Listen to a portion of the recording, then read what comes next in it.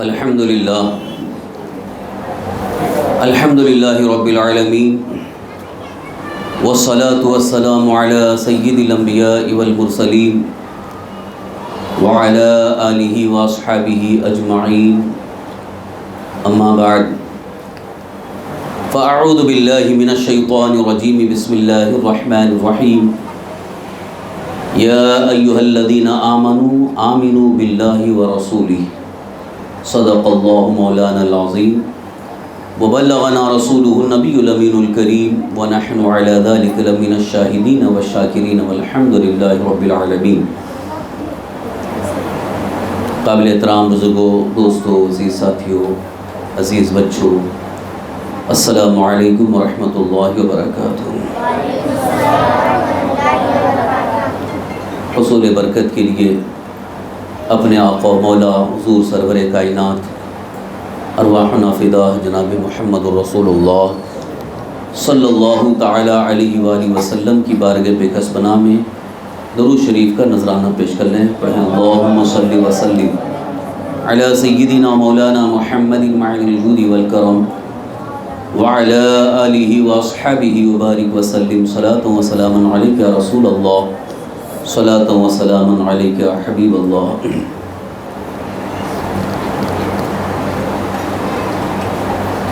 ہر ماہ کی 11ویں شب کو ہمارا جو یہ پروگرام ہوتا ہے، جس کو ہم نے درس ایمان کا نام دیا، جس میں خاص طور پر ایمان و عقیدے کے متعلق قرآن و حدیث کی روشنی میں کچھ اہم دلائل اور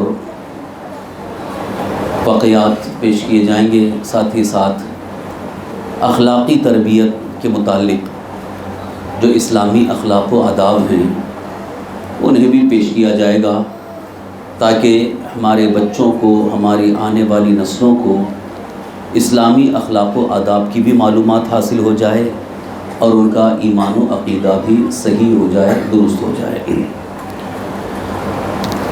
ایمان کے متعلق اس سے پہلے بھی میں نے کچھ اہم چیزیں بیان کیا تھا، آپ کے ذہن میں ہوں گی باتیں۔ آج کی اس مبارک محفل میں ایمان کے متعلق ایک اہم گزارش ہے کہ ایمان کو بھی سمجھنا ہے اور ایمان ختم ہونے والی جو چیزیں ہیں ان کو بھی سمجھنا ہے، یعنی جو ایمان کو تباہ کر سکتی ہیں، ایمان کو برباد کر سکتی ہیں، یا ایمان سے ہاتھ دھونا پڑے گا، ہمارا ہاتھ ایمان کے دامن سے چھوٹ جائے، یہ وہ چیزیں کہ جس کی وجہ سے ایمان جا سکتا ہے، ان کی بھی معلومات رکھنا ضروری ہے تاکہ ان سے ہم بچ سکیں اور اپنا ایمان محفوظ رہے۔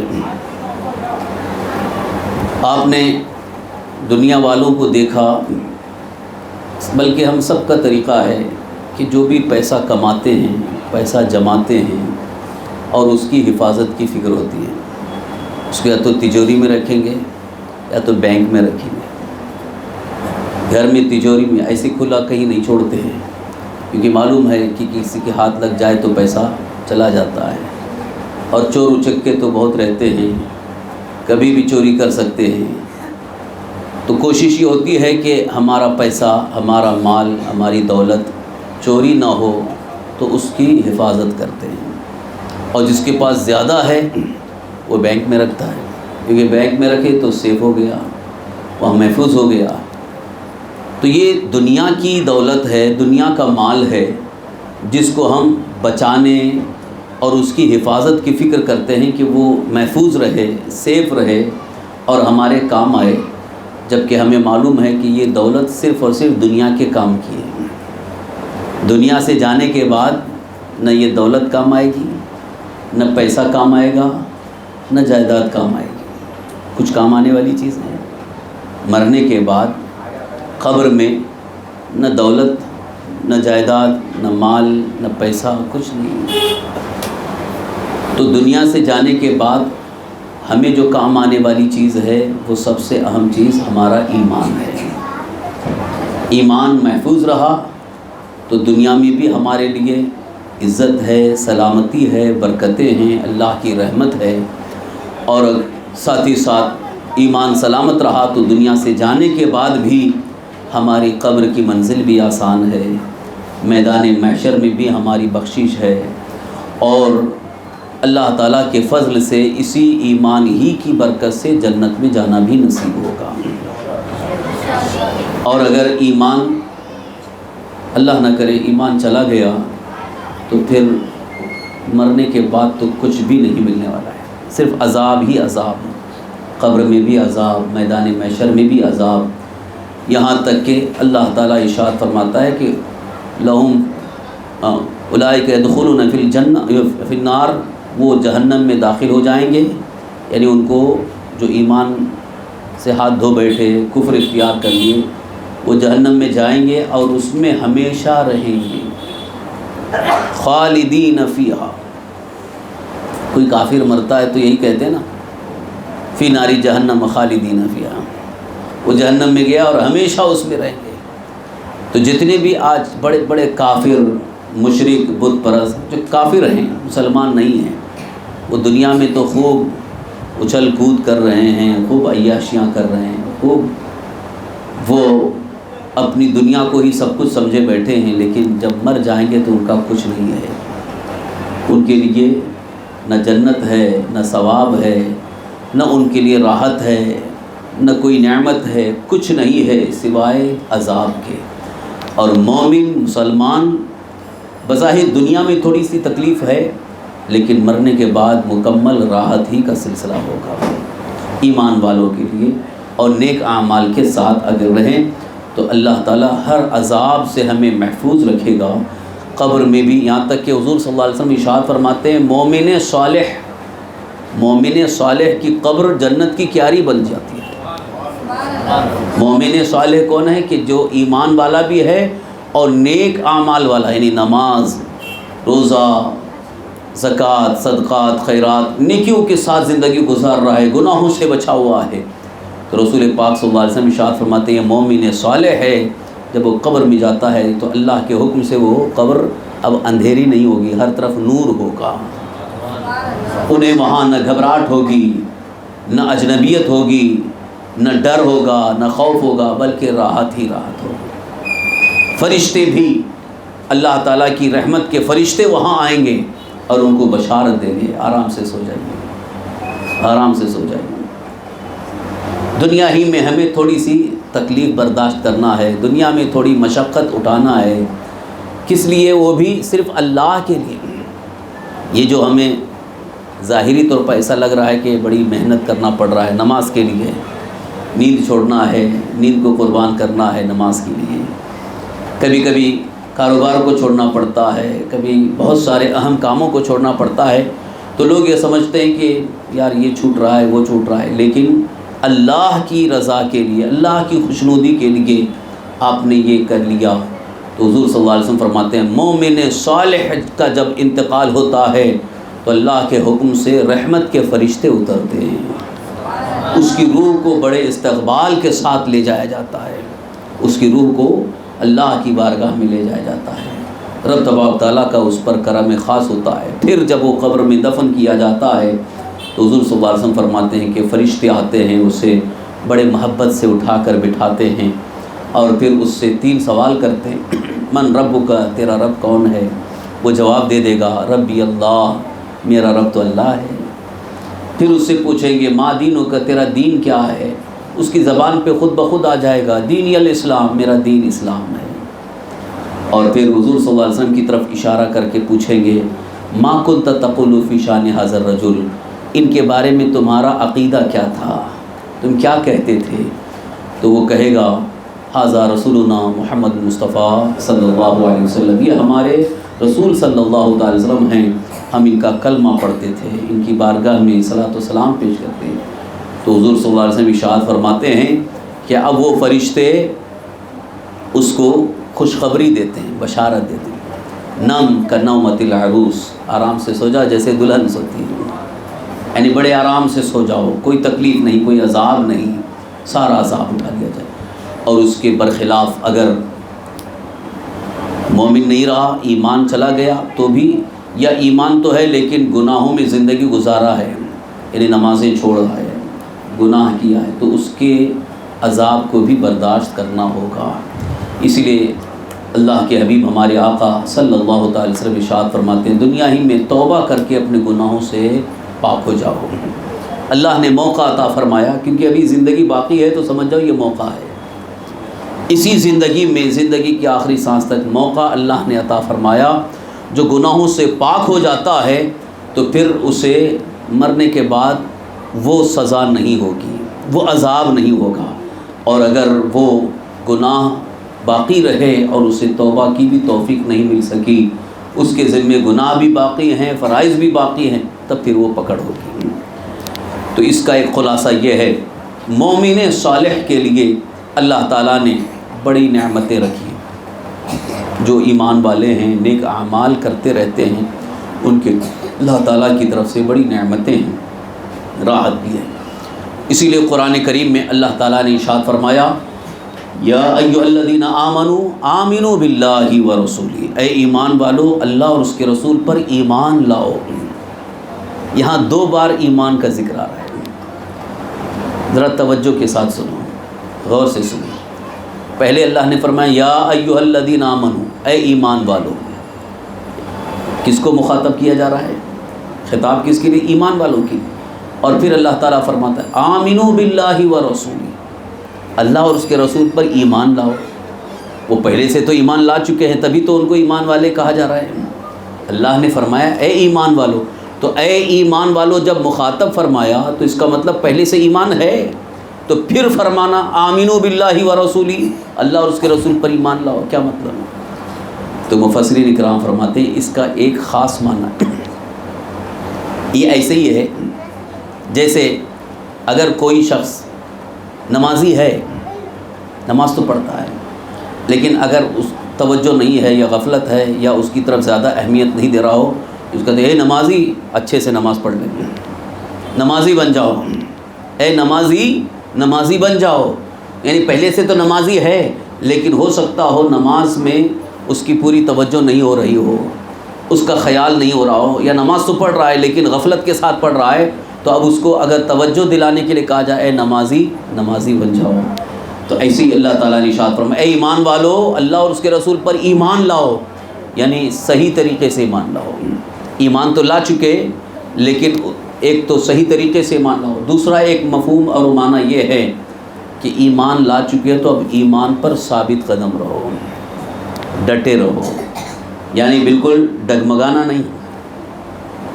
یہ خاص طور پر مشکل حالات میں انسان ڈگمگا جاتا ہے، پریشانی کے عالم میں، مشکل حالات میں انسان ڈگمگا جاتا ہے، یعنی اس کا دماغ کام نہیں کرتا، ذہن کام نہیں کرتا کہ کیا کروں۔ تو کبھی کبھی معاذ اللہ حالات خراب ہونے کی وجہ سے وہ ایمان چھوڑ دیتا ہے اور کفر اختیار کر لیتا ہے۔ آپ کو معلوم ہونا چاہیے کفر جو ہے یہ سب سے خطرناک چیز ہے جس کی وجہ سے ایمان چلا جاتا ہے، یعنی جو ہم ایمان لائے تھے اللہ پر، اللہ کے رسول پر، وہ ایمان ختم ہو جاتا ہے کفر کی وجہ سے۔ ایک معمولی چیز بھی اگر کفر کی اختیار کر لیا تو اس کا ایمان گیا، اور جب ایمان ختم ہو گیا تو سارے اعمال ختم، یعنی نمازیں، روزے، زکوٰۃ، حج، صدقات، خیرات، قرآن کریم کی تلاوت، ذکر، اذکار، سب ختم ہو جاتا ہے۔ اس لیے اللہ تعالیٰ نے فرمایا کہ ایمان لاؤ، یعنی ایمان پر ثابت قدم رہو، ڈٹے رہو، بالکل جم کر کے، کوئی بھی کیسے بھی حالات کیوں نہ ہو، لیکن کفر کو اختیار نہیں کرنا، کفر کو پسند نہیں کرنا، بلکہ کفر سے ہمیشہ دور رہنا ہے، اس سے نفرت ہی رکھنا ہے، اور ایمان سے محبت رکھنا ہے، کفر سے دوری اختیار کرنا ہے۔ تو آج کی اس محفل میں، آج کے اس درس میں ایمان اور کفر کے ایک فرق کو سمجھانے کے لیے، کیونکہ جب تک فرق نہیں سمجھیں گے تو کبھی کبھی ایسا ہوتا ہے کہ بعض لوگ جو ہے دونوں ایک ہی سمجھتے ہیں، یعنی کفر کو کفر نہیں سمجھ رہے ہیں، تو اس کا نتیجہ یہ ہوتا ہے کہ کفر کر لیے تو ادھر ایمان ختم ہو جاتا ہے۔ جیسے ایک ہے نیکی اور ایک ہے گناہ، دونوں ایک تو نہیں نا، نیکی الگ ہے، گناہ الگ ہے، اور جو گناہ کیا تو وہ نیکی نہیں، اور جو نیکی کیا تو وہ گناہ نہیں، یہ دونوں اپوزٹ ہیں۔ جیسے دن رات، جب دن ہے تو رات نہیں ہے، اور جب رات ہے تو دن نہیں ہے، یہ اپوزٹ چیزیں ہیں، ضدین ہیں، دونوں ایک ساتھ۔ اسی طرح سے ایمان اور کفر، یہ دونوں اپوزٹ چیزیں ہیں۔ جہاں ایمان ہوگا وہاں کفر نہیں ہو سکتا، اور جہاں کفر آیا تو وہاں ایمان نہیں ہوگا۔ اب اس کو مثال سے سمجھیں کہ کفر جو ہے وہ اندھیرا ہے، تاریکی ہے، اور ایمان روشنی ہے۔ جہاں اندھیرا ہوگا وہاں روشنی نہیں، اور جہاں روشنی آ گئی تو پھر اندھیرا نہیں رہے گا۔ جیسے ابھی روشنی ہے، ابھی اندھیرا نہیں، اور یہ لائٹ بجھ گئی، لائٹ بند ہو گئی تو اندھیرا آ گیا۔ تو ایمان اور کفر کا ایک بہت بڑا فرق یہ ہے کہ ایمان اور کفر دونوں اپوزٹ چیزیں ہیں، ضدین ہیں، کہ ایمان کفر کو برداشت نہیں کر سکتا، یعنی جہاں کفر آ گیا تو پھر ایمان چلا جائے گا۔ یہاں تک کہ سرکار دو عالم صلی اللہ علیہ وسلم کی ایک حدیث پاک ہے جس کی محدثین نے کچھ تشریح کی ہے۔ یہاں تک حضور نے فرمایا کہ معاذ اللہ گناہ، جیسے ایک چوری کرنا ایک گناہ ہے، مگر جس وقت بندہ چوری کرتا ہے تو وہ چوری کرنے کی حالت میں اس کا ایمان اٹھ جاتا ہے، اس کا ایمان اس سے اٹھ جاتا ہے۔ یہ دو چیزوں کے بارے میں حدیث میں آیا ہے کہ چوری کرنے والا یا زنا کرنے والا، کہ جب وہ زنا مبتلا ہوتا ہے تو اس کا ایمان اس کا ختم ہو جاتا ہے، ایمان اٹھ جاتا ہے۔ تو اب آپ سوچیے کہ جب کہ چوری ایک گناہ ہے، زنا بھی ایک گناہ ہے، گناہ کبیرہ ہے، لیکن اس کی وجہ سے اس وقت تک کے لیے ایمان اٹھ جاتا ہے، وہاں اس کے پاس ایمان نہیں ہوتا۔ تو جہاں کفر آ گیا تو تب تو ایمان ختم ہی ہو گیا۔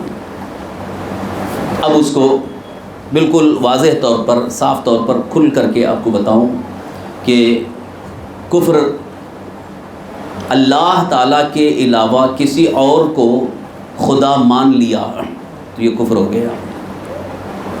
پڑھیے معاذ اللہ، معاذ اللہ، اللہ ہم کو اس سے محفوظ رکھے، اللہ ہمیں اپنی پناہ میں رکھے کہ اللہ کے علاوہ، چونکہ ہمارا ایمان کیا ہے؟ ہمارا عقیدہ یہ کہ اللہ ایک ہے، وہی رب ہے، وہی مالک ہے، وہی خالق ہے، وہی رزاق ہے، ہمیں رزق دینے والا خدا، ہمیں پیدا کرنے والا اور پوری کائنات کا پیدا کرنے والا، پوری کائنات کو چلانے والا وہی ایک خدا ہے، وہی رب ہے، وہی مولا ہے، وہی اللہ ہے، اس کے علاوہ کوئی خدا نہیں۔ اور اگر کسی اور کو کسی نے کہہ دیا، جیسا کہ وہ لوگ جو کفار جو ہیں، پتھر کو دیکھے تو وہ بھی بھگوان ہو گیا، مورتی کو دیکھے تو وہ بھگوان ہو گیا، سورج وہ بھی بھگوان ہے، چاند وہ بھی بھگوان ہے، یعنی سب بھگوان معاذ اللہ۔ ان کی نظر میں، ان کے اپنے عقیدے کے اعتبار سے اس کو بھگوان کہتے ہیں، لیکن ہمارے اسلامی عقیدے کے مطابق اللہ کے علاوہ سب مخلوق ہیں، صرف اللہ خالق ہے، اور باقی چاہے چاند ہو، سورج ہو، آسمان ہو، زمین ہو، انسان ہو، پیڑ پودے، کنکر پتھر، سب چیزیں ہیں، کوئی خدا نہیں ہے، یہ مخلوق ہے، اللہ نے پیدا کیا، یہ اللہ کی پیدا کی ہوئی چیزیں ہیں۔ پتھر یہ اللہ کی پیدا کی ہوئی چیز ہے، تو یہ خدا کیسے ہو سکتا ہے؟ سورج کو اللہ نے پیدا کیا، وہ خدا کیسے ہو سکتا ہے؟ اسی طرح سے کائنات میں، پورے یونیورس میں جتنی بھی چیزیں ہیں، سب کے سب اللہ کی پیدا کی ہوئی ہیں۔ آسمان جو جس کو ہم دیکھ کے کہتے ہیں ارے آسمان کتنا بڑا ہے، اس کا کوئی کرانہ نہیں، اور جس کو کوئی پلر نہیں ہے، کوئی ستون نہیں ہے، دیکھ کر کے انسان تعجب کرتا ہے کہ ایک معمولی چھت کھڑی کرنے کے لیے پلر، دیوار وغیرہ لینا پڑتا ہے، اس کے بغیر کوئی چھت کھڑی نہیں ہو سکتی۔ اتنا بڑا آسمان کیسے کھڑا ہے؟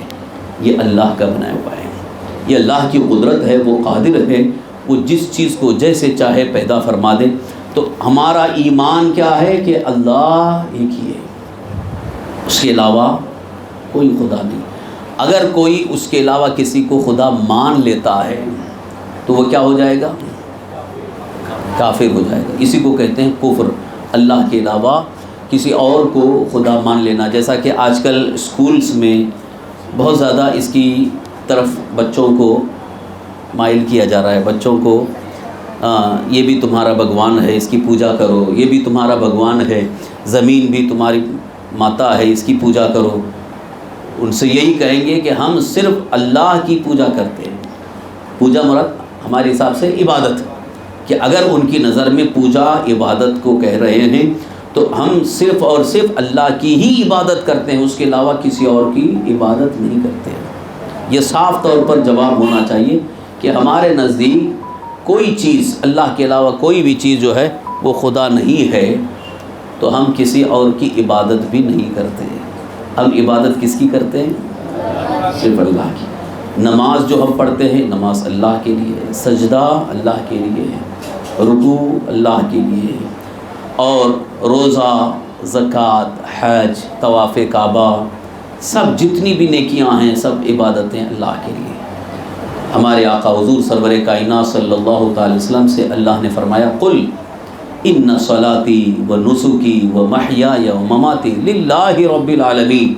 اے محبوب آپ فرما دیجئے، آپ اعلان کر دیجئے، میری نماز، میری قربانیاں، میرا جینا، میرا مرنا سب کچھ اللہ کے لیے ہے جو سارے عالم کا پروردگار ہے.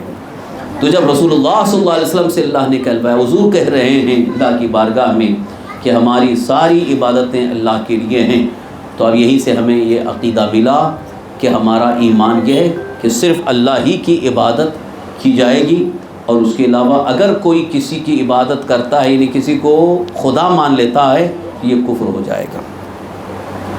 بات سمجھ میں آ گئی ہے؟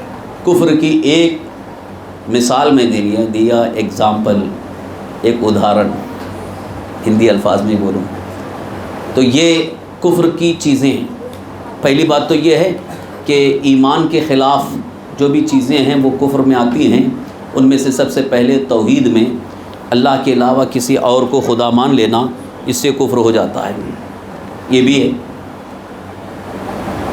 اللہ کے علاوہ کسی کے لیے سجدہ عبادت کرنا. سجدہ عبادت، سجدہ کیسے کرتے ہیں؟ زمین پر پیشانی ہو، ناک ہو اور دونوں ہاتھ، یہ سجدہ ہے. اور یہ سجدہ اس کو صرف اور صرف اللہ کے لیے ہی کیا جائے گا. کسی انسان کے لیے، کسی شیخ طریقت کے لیے، کسی بزرگ کے لیے سجدہ نہیں ہے. ہمارے آقا سرکار دو عالم صلی اللہ علیہ وسلم نے ارشاد فرمایا، میری شریعت میں، ہماری شریعت میں اگر اللہ کے علاوہ کسی کے لیے سجدہ جائز ہوتا تو میں عورتوں کو حکم دیتا کہ وہ شوہروں کا سجدہ کریں، لیکن ہماری شریعت میں اللہ کے علاوہ کسی کے لیے سجدہ جائز نہیں. جب حضور نے فرما دیا تو اب کسی پیر بزرگ کے لیے کیسے سجدہ کر سکتے؟ تو کچھ لوگ اپنی جہالت میں پیروں کو سجدہ کرتے ہیں. پیر صاحب ہیں، ہم ان کے لیے سجدہ کر رہے ہیں، معاذ اللہ، یہ بھی کفر ہو جائے گا. اگر سجدہ عبادت کیا تب تو وہ کافر ہو گیا، یعنی اس کا ایمان ختم ہو گیا. اب ذرا دیکھیے، میں یہی کہنا چاہ رہا تھا شروع میں نے کیا کہا کہ جہاں ایمان ہے وہاں اگر کفر آ گیا تو ایمان ختم ہو جائے گا. تو جو شخص نماز بھی پڑھ رہا ہے، روزہ بھی رکھ رہا ہے، زکوٰۃ بھی دے رہا ہے، حج بھی کر رہا ہے، اسلامی سارے احکام پر عمل پیرا ہے، لیکن کسی کو سجدہ بھی کر رہا ہے، پیر صاحب کو سجدہ کر رہا ہے، اب بتائیے اس کا ایمان رہا گیا، کفر ہو گیا. اور جہاں کافر ہو گیا تو پھر اس کا ایمان ختم ہو جاتا ہے، ایمان کی بو بھی باقی نہیں رہتی ہے. جو لوگ یہ سمجھتے ہیں کہ ارے ایک چھوٹی سی غلطی ہو گئی تو کیا ہو گیا، انسان تو اتنا بڑا نیکیوں کا ذخیرہ اس کے پاس ہے، نیکیاں کر رہا ہے، نمازیں پڑھ رہا ہے، عبادت کر رہا ہے، سب کچھ ہے، تو پھر ایک معمولی چیز کی وجہ سے اس کا ایمان کہاں ختم ہوا؟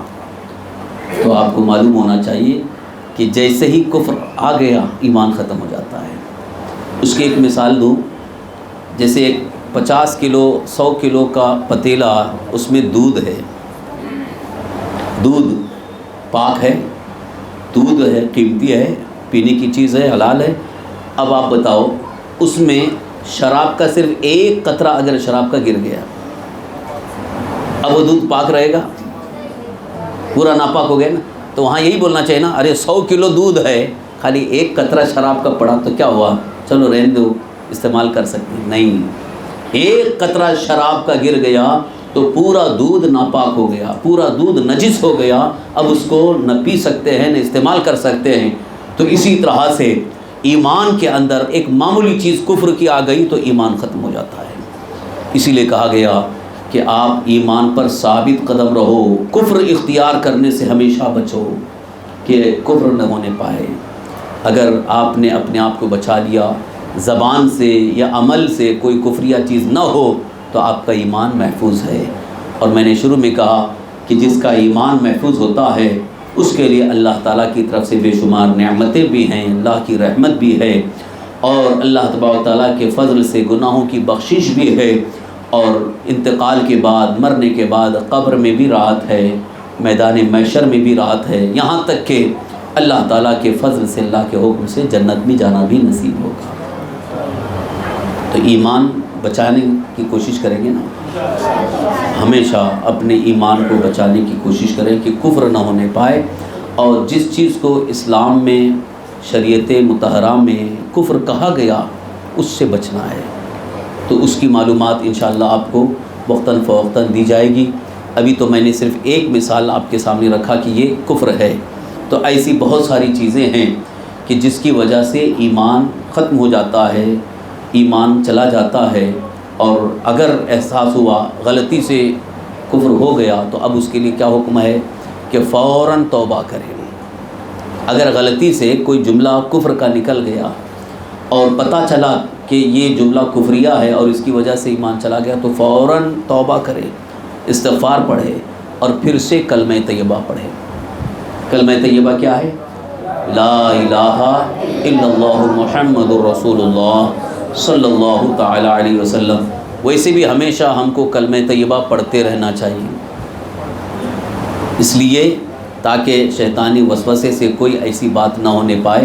اور حضور صلی اللہ علیہ وسلم فرماتے ہیں کہ جو کلمہ طیبہ اکثر پڑھتے رہتے ہیں ان کا ایمان محفوظ بھی رہتا ہے، شیطان کے وسوسے سے، شیطانی خیالات سے وہ بچے رہیں گے۔ کلمہ طیبہ یعنی لا الہ الا اللہ محمد رسول اللہ، اس کو آپ کثرت سے زیادہ زیادہ پڑھتے رہو۔ اور حضور صلی اللہ علیہ وسلم نے ارشاد فرمایا کہ جو بندہ کلمہ طیبہ اور سورہ فاتحہ کی پہلی آیت یعنی الحمدللہ رب العالمین جو پڑھے تو وہ گویا شیطان ذبح ہو جاتا ہے، یعنی شیطان بھاگ جاتا ہے، شیطان اس کو پھر اپنے مکر میں، اپنے دھوکے میں لینے کی کوشش نہیں، اس کی ساری کوشش ختم ہو جاتی ہے۔ فوراً کلمہ طیبہ اور سورہ فاتحہ کی پہلی آیت الحمدللہ رب العالمین، لا الہ الا اللہ محمد رسول اللہ الحمدللہ رب العالمین، یہ پڑھتے رہو تو انشاءاللہ شیطان کے مکر سے محفوظ رہیں گے اور کفر سے، شرک سے محفوظ رہیں گے، کیونکہ شیطان کی سب سے بڑی کوشش یہی ہوتی ہے کفر تک لے جانے کی۔ اب یہاں تک یہ ایمانی درس ہو گیا، اب اس کے ساتھ ساتھ اخلاقی تربیت میں بھی یہ بھی ریلیٹڈ ہے ایمان سے ہی، کیونکہ جو اخلاقی تربیت ہمارے لیے لازم ہے، ضروری ہے، خاص طور پر جس کا تعلق ایمان سے ہے وہ بھی ضروری ہے۔ ایک چیز ہے طمع، لالچ، اس کو عربی میں طمع کہتے ہیں۔ حدیث پاک اللہ کے رسول سرکار دو عالم صلی اللہ علیہ وسلم ارشاد فرماتے ہیں کہ بندہ مومن کو دنیا طلبی میں لالچ نہیں ہونی چاہیے، طمع سے وہ پاک رہے۔ ویسے تو ہر انسانی مزاج ہے، انسان کی فطرت ہے کہ اس کو لالچ ہوتی ہی ہے، جیسے پیسے کی لالچ ہے، کھانے کی لالچ ہے، تھوڑی آرام کی چیزوں کی لالچ ہر انسان کو ہوتی ہے۔ لیکن یہاں جو حضور صلی اللہ علیہ وسلم نے فرمایا کہ لالچ سے بچو، وہ اس صورت میں ہے کہ اگر ایسی لالچ ہے کہ اس لالچ کی وجہ سے ہم ایمان سے ہاتھ دھو بیٹھیں، لالچ کی وجہ سے معاذ اللہ کفر اختیار کر لیے، یا لالچ کی وجہ سے گناہ میں مبتلا ہوئے، تو ایسی لالچ جو ہے وہ خطرناک ہے، اس سے بچنا ہے۔ باقی اگر لالچ ہے لیکن اس لیے ہے تاکہ ہم دین کے کاموں میں زیادہ کر سکیں، جیسے پیسے کی لالچ ہر ایک کو ہوتی ہے، مگر اس طرح سے لالچ ہو کہ اگر مجھے دولت ملے، مجھے پیسہ ملے تو میں اس کے ذریعے اللہ کے دین کی خدمت اور کروں گا، اپنے گھر والوں کی، اپنے والدین کی خدمت کروں گا، تو یہ لالچ بری نہیں ہے، کیونکہ نیکی کے لیے لالچ ہے، اللہ کی رضا میں لالچ ہے۔ اسی طرح سے اگر اچھے پہننے یا اچھے کھانے کی خواہش ہے تو نیت یہ ہو کہ میں اچھا کھانا اس لیے پسند کر رہا ہوں تاکہ میں اچھا کھاؤں تو اللہ کی زیادہ عبادت کر سکوں، زیادہ عبادت کر لوں، اللہ کی کہ دین کی خدمت زیادہ سے زیادہ کر سکوں، تو مجھے اچھا کھانا نصیب ہو تو خدمت بھی زیادہ اچھی ہو سکتی ہے، اور اس کے ذریعے صحت اچھی رہی تو صحت اچھی رہنے کی صورت میں ہم دین کا کام بھی زیادہ کر سکتے ہیں۔ تو ایسی اگر لالچ ہے تو یہ لالچ بری نہیں ہے، لیکن صرف اور صرف گناہوں کی لالچ یہ بری ہے۔ جیسے کہ آج کل بعض لوگوں کو صرف اور صرف لالچ اس لیے ہوتی ہے کہ چاہے حرام ہو حلال ہو، بس پیسہ آ جائے تاکہ ہم عیاشیاں کریں، خوب عیش کریں، تو اس لیے لالچ زیادہ ہوتی ہے، اور یہ لالچ بری بلا ہے۔ عیش پرستی کے لیے، صرف اور صرف دنیا میں عیش کرنے کے لیے جو لالچ کرتا ہے وہ ذلیل ہوتا ہے، وہ رسوا ہوتا ہے، شرمندہ ہوتا ہے، یعنی اس کی عزت چلی جاتی ہے۔ ایک بزرگ کا قول ہے، من قنع جل ومن طمع ذل۔ جو قناعت اختیار کر لیتا ہے وہ بزرگ ہو جاتا ہے، وہ اللہ والا ہو جاتا ہے، اور جو لالچ اختیار کرتا ہے وہ ذلیل ہوتا ہے۔ یہاں کون سی لالچ؟ وہی جس کو میں نے کہا نا کہ صرف اور صرف عیش کے لیے، صرف دنیاوی عیش پرستی کے لیے جو لالچ اختیار کرتا ہے، تو پھر اس کے بعد وہ اس قدر پیسے کی لالچ میں گم ہو جاتا ہے کہ کسی کا چھین رہا ہے، چوری بھی کر رہا ہے، جھوٹ بھی بول رہا ہے، دھوکہ بھی دے رہا ہے، کیونکہ لالچ ہے اس کو پیسہ زیادہ کمانے کی۔ اور اس لالچ کی بنیاد پر وہ کہاں سے کہاں پہنچ جاتا ہے، لوگوں کی نظر میں گر جاتا ہے۔ چوری کرنے والے کی عزت ہے؟ لوگوں کو جب پتہ چل جائے کہ یہ تو یار چوری کرتا ہے تو اس کی عزت چلی گئی، کوئی اسے عزت کی نگاہ سے نہیں دیکھتا۔ تو قناعت یہ ہے کہ اللہ کا دیا ہوا جو بھی ہے اپنے پاس، یہاں تک کہ اگر ہاتھ میں کچھ بھی نہیں ہے، بس کم سے کم اپنے بدن پہ کپڑے تو ہے، تو یہ اس پر راضی ہو جانا یہ قناعت ہے۔ تو بزرگان دین فرماتے ہیں کہ جو قناعت اختیار کرتا ہے وہ بزرگ ہو جاتا ہے، یعنی اللہ کے دیے ہوئے پر راضی ہو جانا کہ اللہ نے جو کچھ ہمیں دیا ہے، پہننے کے لیے کپڑے ہیں اور ایک وقت میں ہم کو کھانا مل جاتا ہے، یہ ہمارے لیے ایک بہت بڑی نعمت ہے، یہ سوچ کر کے اس پر راضی ہو جانا یہ قناعت ہے۔ جو قناعت اختیار کر لے وہ یقیناً بزرگ ہو جاتا ہے، اللہ تعالیٰ اسے منزل بلند عطا فرماتا ہے، اور ساتھ ہی ساتھ اللہ تعالیٰ اس کی اس نعمت میں برکت بھی عطا فرماتا ہے۔ پھر وہ کبھی کسی کے سامنے ہاتھ پھیلاتا نظر نہیں آئے گا، محتاج نہیں ہوگا، بلکہ اس میں اتنی برکت ہوگی، اسے اتنا سکون ملے گا کہ بڑی آسانی سے اس کی زندگی گزر جائے گی۔ اللہ والوں کو دیکھو، بزرگان دین کو دیکھو، ان کی زندگی کا عالم یہ ہے کہ ان کے پاس بظاہر دیکھا جائے تو کچھ نہیں ہے، عیش و آرام کے سامان نہیں ہیں، جھوپڑی میں ہیں، ٹوٹی چٹائی میں، لیکن بڑے آرام کے ساتھ زندگی، کسی کے سامنے ہاتھ نہیں پھیلاتے، بلکہ عالم یہ ہے وہ جس کے لیے دعا دے دیں اللہ تعالیٰ ان کا دامن بھر دیتا ہے، ان کے پاس دولت کے خزانے آ جاتے ہیں، تو ان کو اللہ تعالیٰ بے نیاز کر دیتا ہے، کیوں؟ انہوں نے قناعت اختیار کی۔ تو آج ہماری اخلاقی تربیت ہمارے اندر یہی ہونی چاہیے کہ قناعت ہو۔ قناعت کا مطلب اللہ تعالیٰ نے جو ہمیں جس حال میں رکھا اس پر راضی رہ جانا، اور اس میں حرام یا غلط چیز کی لالچ نہ آنا، یہ قناعت ہے۔ باقی اگر ترقی کرنے کی لالچ ہے کہ ہم نے اتنا حاصل کیا اور ہم آگے بڑھیں اور ترقی حاصل کریں، تو اس کی اجازت ہے، یہ منع نہیں ہے۔ آپ علم میں ترقی حاصل کرو، تجارت میں، بزنس میں، اور دنیاوی علوم میں بھی جتنی ترقی کرنا چاہو ترقی کرو، یہ لالچ بری نہیں ہے، کیونکہ یہاں جو ترقی حاصل ہو رہی ہے آپ کو، یہ ایک نیک نیتی کے ساتھ ہے، نیت اچھی ہے کہ اس علم کے ذریعے، اس تعلیم کے ذریعے، اس ہنر کے ذریعے میں اپنی بھی اور اپنے گھر والوں کی ضروریات پوری کر سکتا ہوں، اور ساتھ ہی ساتھ میں دین کا زیادہ کام کر سکتا ہوں۔ تو اس نیت کے ساتھ آپ جتنی بھی ترقی کرتے جائیں گے، اللہ تعالیٰ اس میں برکتیں عطا فرمائے گا، اور اس میں عزت بھی ہوگی۔ یہ قناعت ہے۔ قناعت کا یہ مطلب نہیں ہے کہ بس اتنا مل گیا، چلو اب اللہ اللہ کر کے خالی مسجد میں بیٹھے رہو، نہ کمانے جانا ہے، نہ جاب پہ جانا ہے، نہ بزنس کرنا ہے، کچھ نہیں، بس ہم کو بس گھر میں اتنا ہی مل گیا، بس ایسا بھی نہیں، یہ قناعت نہیں ہے۔ محنت کرو۔ قرآن پاک میں اللہ تعالیٰ کا فرمان ہے، سورہ جمعہ جس کو ہم جمعہ کی نماز میں اکثر پڑھتے ہیں، اللہ تعالیٰ کا فرمان ہے فَإِذَا قُضِيَتِ الصَّلَاةُ فَانتَشِرُوا فِي الْأَرْضِ وَابْتَغُوا مِنْ فَضْلِ اللَّهِ۔ جب نماز مکمل ہو جائے تو آپ زمین میں پھیل جاؤ، اللہ کا فضل تلاش کرو۔